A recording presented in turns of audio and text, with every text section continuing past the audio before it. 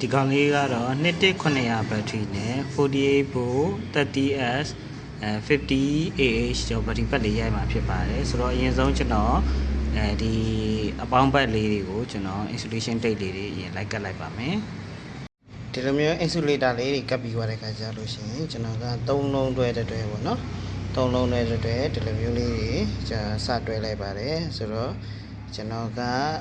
15ah ဆင်ပါဆိုတော့တစ်လုံး 5ah ပေါ့နော်3လုံးတွဲဆိုရင်ကျွန်တော် 15ah ပေါ့နော်အဲ့ဒါကိုကျွန်တော်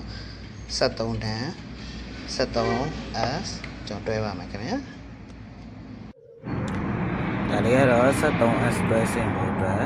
ကျွန်တော်3လုံးတန်း ready ဖြစ်ပါပြီအပေါင်း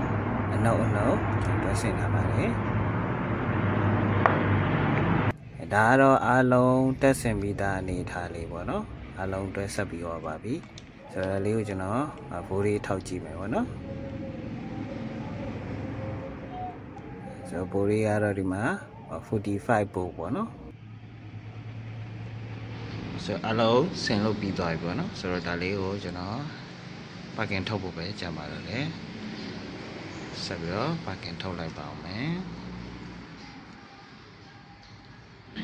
ဗီဂန်တိတ်လေးတွေဘေးလေးပတ်ပြီးသွားပြီပြီးလို့ရှိရင်ကျွန်တော်ဒီလိုမျိုး heat string ဒီဘွားလေးထပ်ကပ်ပါမယ်အပူကန်တိတ်ကပ်ပြီးသွားပြီပေါ့နော်ဒီအပူကန်တိတ်ကပ်ပြီးလို့ရှိရင်ဒီဘက်ပတ်လေကိုဒီတိတ်နဲ့